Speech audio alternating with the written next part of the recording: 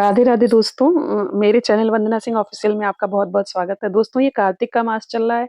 ये मास बहुत ही पवित्र माना गया है और इस महीने में बहुत सारे त्योहार होते हैं, जैसे कि करवा चौथ जो कि अपने सुहाग के लिए, दीर्घायु के लिए रखा जाता है और इसी तरह अहोई अष्टमी का व्रत रखा जाता है जो अपने संतान की दीर्घायु के लिए रखा जाता है और बहुत ही कठिन व्रत है। ये भी निर्जला ही रखा जाता है और ये चाँद जैसे करवा चौथ चाँद निकलने के बाद व्रत खोला जाता है, उसी तरह अहोई अष्टमी के व्रत को तारे देखने के बाद खोला जाता है और ये इसलिए और भी कठिन है क्योंकि तारे बहुत देर से निकलते हैं इस दिन, लेकिन माताएँ अपने संतान की दीर्घायु के लिए इस व्रत को करती हैं।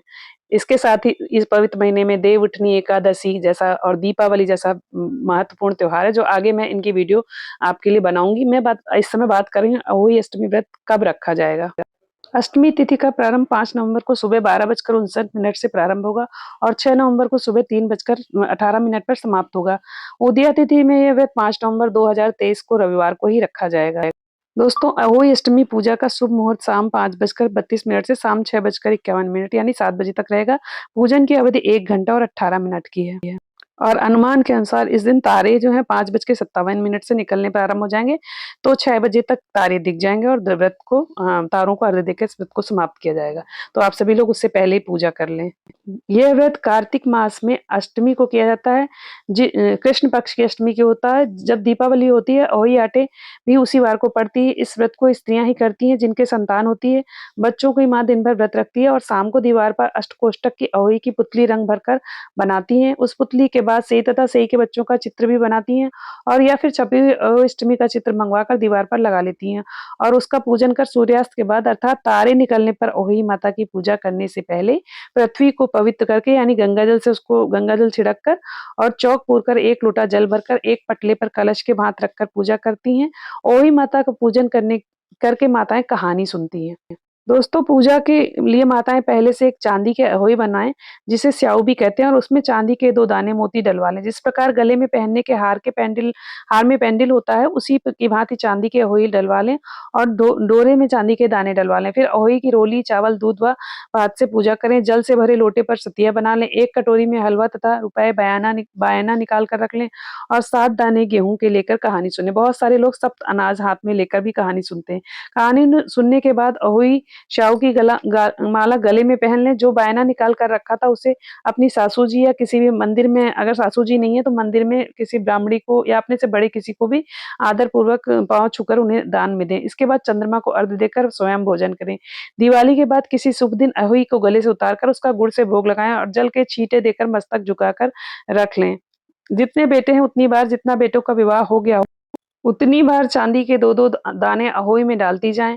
ऐसा करने से अहोई माता प्रसन्न हो बच्चों की दीर्घायु करके घर में नित्य नए मंगल करती रहती हैं। इस दिन पंडितों को मीठा दान करने से शुभ फल की प्राप्ति होती है। तो दोस्तों, अब आइए आपको सुनाते हैं अहोई अष्टमी की व्रत कथा। दोस्तों, एक साहूकार था जिसके 7 बेटे थे, 7 बहुएं तथा 1 बेटी थी। दिवाली से पहले कार्तिक पदी अष्टमी को सातों बहुएं अपनी इकलौती ननद के साथ जंगल में खदान में मिट्टी खोद रही थी। वहीं सेऊ की माँ थी। मिट्टी खोदते समय ननद के हाथ से सेई का बच्चा मर गया। स्याऊ माता बोली कि उस मैं तेरी कोख बांधूंगी। जब ननद अपनी सातों भाभियों से बोली कि तुम में से मेरे बदले कोई अपनी कोख बांध लो, सब भाभियों ने अपनी कोख बंधवाने से इनकार कर दिया, परंतु छोटी भाभी सोचने लगी कि यदि मैं कोख नहीं बनाऊंगी तो सासू जी नाराज हो जाएंगी और मेरी ननद का कोख बंधेगी तो उसके बच्चे नहीं होंगे। ऐसा विचार कर ननद के बदले में छोटी भाभी ने अपनी कोख बंधवा ली। उसके बाद जब उससे जो लड़का होता तो 7 दिन बाद मर जाता। एक दिन उसने पंडित को बुलाकर पूछा, मेरी 7वें दिन संतान क्यों मर जाती? तब पंडित ने कहा कि तुम सोई गाय की पूजा करो। सोई गाय स्याऊ माता की भायली है, वह तेरे कोख छोड़ तब तेरा बच्चा जिएगा। इसके बाद से वो बहू प्रातः काल उठकर चुपचाप सुरही गाय के नीचे सफाई आदि करा जाती। गौ माता बोली कि आजकल कौन मेरी सेवा कर रहा है, जो सो आज देखूंगी। गौ माता खूब तड़के उठी, क्या देखती कि एक साहूकार के बेटे की बहू उसके नीचे की सफाई कर रही है। गौ माता उससे बोली, क्या मांग रही हो? तब साहूकार की बहू बोली कि स्याऊ माता तुम्हारी भायली है और उसने मेरी कोख बांध रखी है, सो मेरी कोख खुलवा दो।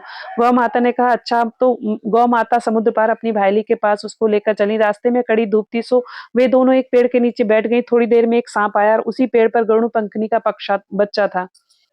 वो उसको डसने लगा, तब साहूकार की बहू ने साँप मारकर ढाल के नीचे दबा दिया और बच्चे को बचा लिया। थोड़ी देर में गरुड़ पंखनी आई तो वहाँ खून पड़ा देखकर साहूकार की बहू के चोंच मारने लगी। तब साहूकारनी बोली, "मैंने तेरे बच्चे को नहीं मारा बल्कि साँप तेरे बच्चे को डसने को आया था।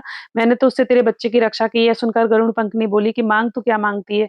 वह बोली, "7 समुंदर पर स्याऊ माता रहती हैं, हमें तू उसके पास पहुँचा दे।" तब गरुड़ पंखनी ने दोनों को अपनी पीठ पर बिठाकर स्याऊ माता के पास पहुँचा दिया। स्याऊ माता ने उन्हें देखकर बोली कि आ बहन बहुत दिनों से आई। फिर कहने लगी, बहन मेरे सिर में बहुत जूं पड़ गई है। तब सुरई के कहने पर साहूकार की बहू ने सलाई से उसकी जुएं निकाल दी। इस पर स्याऊ माता प्रसन्न हुई और बोली कि तूने मेरे सिर से बहुत सलाई गिरी है, इसलिए तेरे 7 बेटे और बहू होंगी। वह बोली, मेरे तो एक भी बेटा नहीं, 7 बेटे कहाँ से होंगे? स्याऊ माता बोली, वचन दिया वचन से फिरूं तो धोबी के कुंड पर ककरी हूँ। तब साहूकार की बहू बोली, मेरी कोख तो तुमने ही बांध रखी है, तुम्हारे पास बंद पड़ी है। ये सुन स्याऊ माता बोली, तूने मुझे बहुत ठग लिया, मैं तेरी कोख खोलती तो नहीं परंतु अब खोलनी पड़ेगी।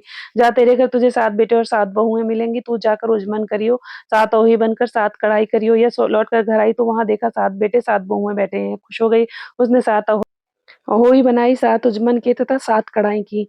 रात के समय जेठानियाँ आपस में कहने लगीं, जल्दी-जल्दी पूजा कर लो, कहीं छोटी बच्चों को याद करके रोने लगे। थोड़ी देर में वो अपने बच्चों से कहा, अपनी चाची के घर जाकर देखा करो कि आज अभी तक रोई क्यों नहीं? बच्चों ने जाकर कहा, चाची तो कुछ बाढ़ रही हैं और पूजा-पाठ कर रही हैं। ये सुनते जेठानियाँ दौड़ी-दौड़ी उसके घर गईं और कहने लगीं, तूने कोख कैसे छुड़ाई? बहू बोली, तुमने कोख बंधाई नहीं थी, मैंने कोख बंधा ली। अब स्याऊ माता ने कृपा करके मेरी कोख खोल दी है। स्याऊ माता ने जिस प्रकार उस साहूकार की बहू की कोख खोली, उसी प्रकार जितनी भी संतान विहीन स्त्रियां हैं उनकी सबकी कोख खुले, सभी को संतान का सुख प्रदान हो। ओहि माता सब पर कृपा करें। जय श्री राधे राधे राधे। जय ओहि माता की। ओहि माता सब पर कृपा करें। दोस्तों, अगर वीडियो अच्छी लगी है तो लोगों को शेयर कीजिए, ज्यादा से ज्यादा लोगों को शेयर कीजिए और मेरे चैनल को सब्सक्राइब कीजिए।